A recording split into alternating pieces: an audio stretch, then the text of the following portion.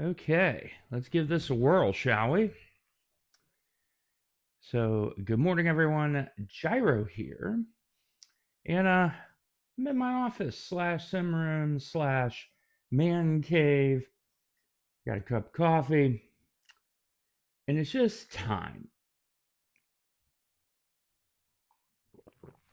And you're probably going, "Well, Gyro, what time are you talking about?" Well, we're definitely not ending the channel like a lot of these YouTubers are. So let me just put you at ease there. That ain't happening. As the Lord grants me strength and provision and uh, approval, this channel is going to keep going.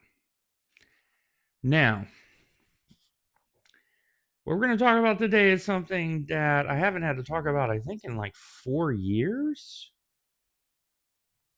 It's been a minute. Matter of fact, let me go over to the machine here because I think it's been 4 years. And for those who are really like OGs, yes, it has been almost exactly 4 years to the day. November 4th, 2021 is when I made this particular video. Let me grab the title. This title is Public Policy Statement Expectations on My Public Presence. And basically in that video, I said, hey, as long as you're a member of the human race, you are welcomed. You're invited to be responsible. So,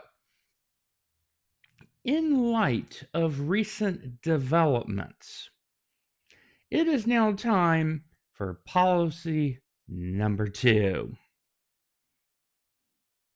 Policio dos. And my second policy is this. If in the process or disclosure of your discourse with me,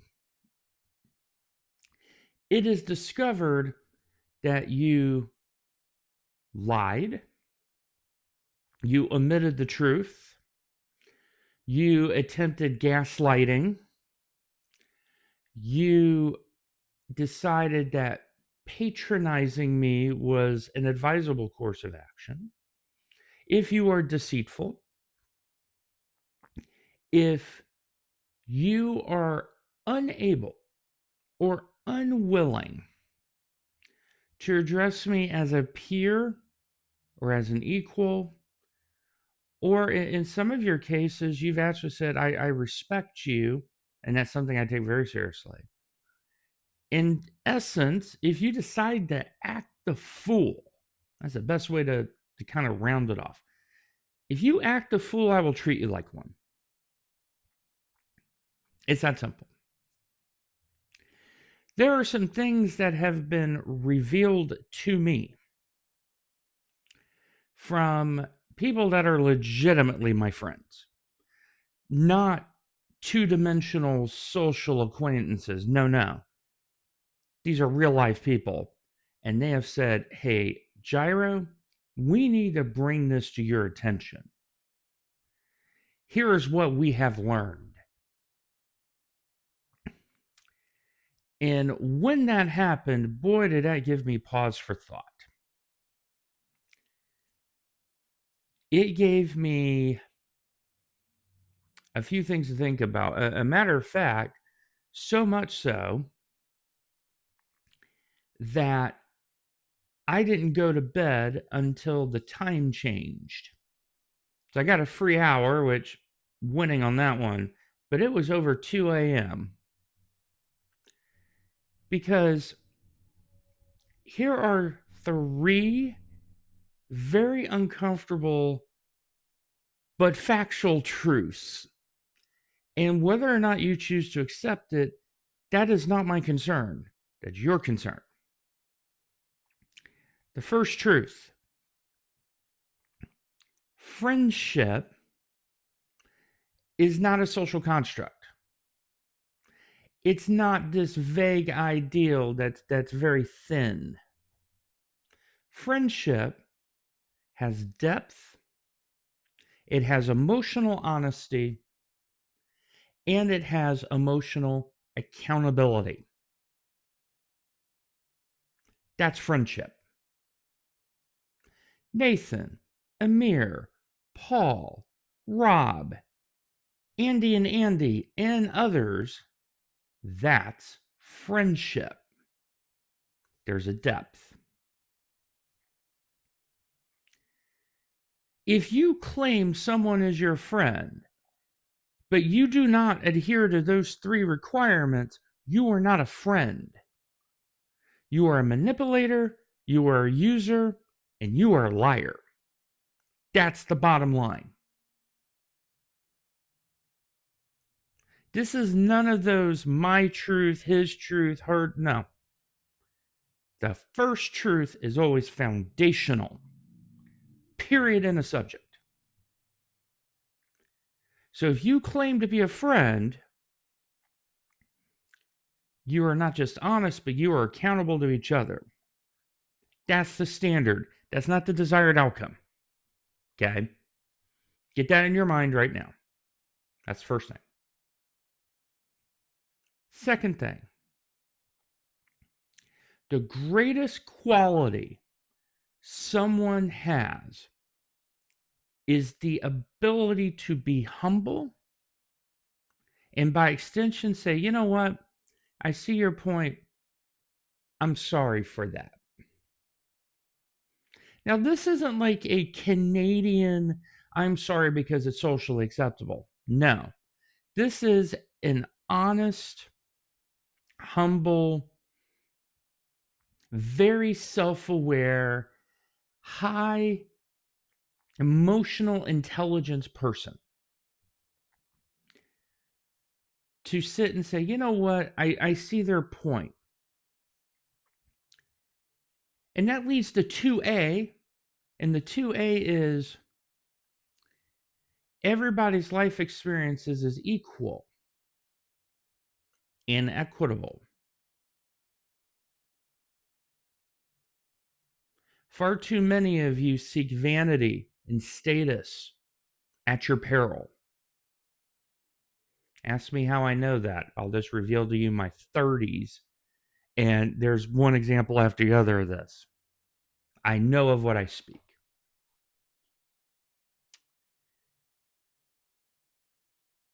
Why gain the whole world and lose your soul in the process? So that's where you start lecturing someone. Make sure you're actually on the target. Because if that other person goes, hey, what you just said, yes, I've heard you, but I have personal experience of something that differs from this, the lecture has just fallen, no matter if it is literally accurate, it does not meet the standard of practically accurate.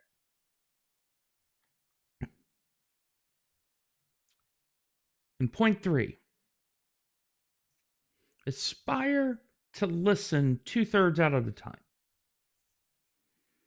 In certain translations in the book of James, it says, be swift to hear, quick to listen, slow to speak. What a great way to live life. That I wish I understood the beauty of that wisdom 25 years ago. It took me 45 years to actually start wrapping my head around that. Listen 2/3 out of the time.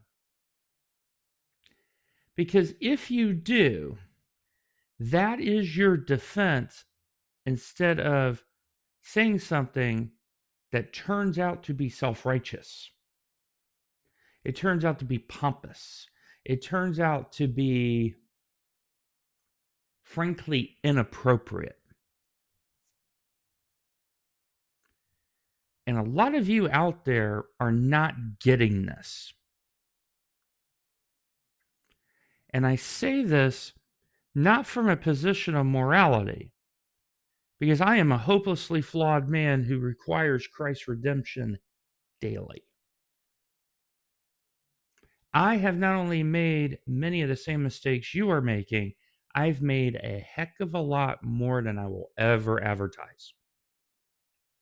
When I say I am hopelessly flawed, that is the most accurate, precise statement I could ever say about my life. That's not weakness, that's strength. Because that's true self-awareness. The quote in the Star Trek episode when Captain Kirk is in the mirror universe talking to the bad boy Spock, he says, push and push until it gives. Talking about making a new way forward. It is very easy to feel like you're a prisoner in life right now. Cost of living is atmospheric. So many people are selfish. It seems like every person is take. There's no giving. There's no authentic charity. There's not enough compassion. I get it. People have been like this ever since they were created. It's part of our flaws. The true courage, however, is to put our perception of truth aside and instead seek foundational truth. It either is or it is not. It's that simple. Now, I know some of you are going to be like, Gyro, yeah, what a statement. But for those that listen to this and go, what the French toast? I will share with you this one piece of counsel. And I say this out of love. I say this because I care enough about you to not want the world to take advantage of you, the world to continue to dump on you, and frankly, the world to chew you up and spit you out. I don't want that for you. That's the last thing I want. I would rather give you the tough love statement now, knowing that I have sown the seed to better you in your life because of it. And the statement is this: in the world, there is one thing that matters. It's scoreboard. I call it the scoreboard theory. Another way to say it is what you can do for the world, not what the world can do for you. You got to go out and get it. Just watch the Dua Lipa video Levitating when the rap guy actually says, go out and get your bread. He talks about putting ketchup and cheese and all that, and I went, slow down. Bread I get, but ketchup and bread, hey, that may be a bridge too far. Go out, and Gandhi's credited with this, even though most people say he didn't say it. Be the change in the world you wish to see. And when you do that, my friends, guess what? It's a sacrifice. It does not come free. Being yourself in this very connected thing called the internet, that's a fleeting thing. But I dare you to be exactly that. Simply be you and be the best version of you, and don't be a pompous nit about it. That's my counsel. So, the second public policy can be summed up in this way: all individuals deserve to be heard, acknowledged, listened to, and empathize over. However, that does not escape the responsibility that each and every person has to accept the foundational truths that life really is. Because you can escape it only for a brief time, and then it will catch up to you. You can put it off for a time, but then it comes back, and when it does, it's often more savage than the original state. How do I know that? Because when I was much younger, I was a very bad gambler, and the Lord delivered me from it. Not because of my truth. My truth was a pack of lies. It's because once I realized what foundational truth is and was and will be, it was all over but shouting. It now became a choice of, am I going to adhere to that, or am I going to keep acting the fool?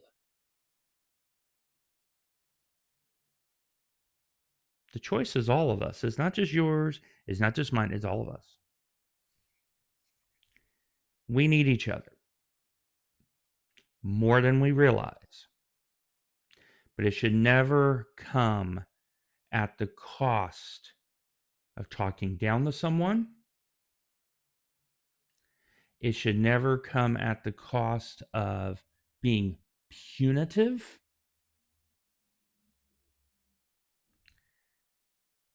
And it should always come from a position of, have I heard them? And have I listened? And have I understood? And is what they have said make me reconsider my position to where I may have something I can apply? We all learn from each other.